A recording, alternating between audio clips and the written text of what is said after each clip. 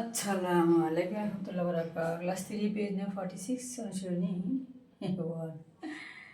এটা একটা সিস্টেম হইল 23-24 বইগুলোর মানে একটা প্রশ্ন একটা অনুশীলনী দিয়ে সব দিয়ে যে কোনো অধ্যায়ও দেয়নি, কোনো অনুশীলনী দেয়নি। যাক, আমরা সেগুলো নিয়ে এখন আলোচনা না করি।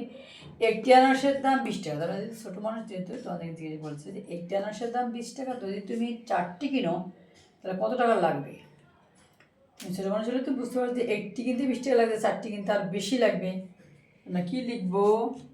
একটি আনারসের দাম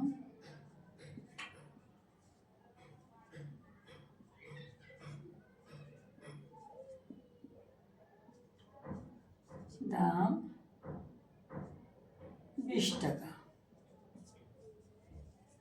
সুতরাং 4টির দাম যদি বেশি হয় তখন আমরা কী করব? গুণ করব। 4 না 8, তাহলে কত লাগবে? 80 টাকা লাগবে।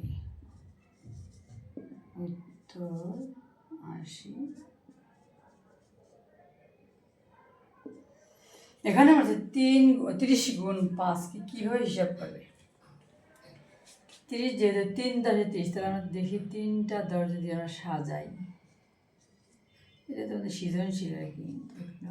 3টা সাজাই। আচ্ছা, প্রথম 2টা দিয়ে আমরা একটা করি, তাহলে 10 দুগুণে কত? 20। 5 গুণও ঠিকই থাকবে।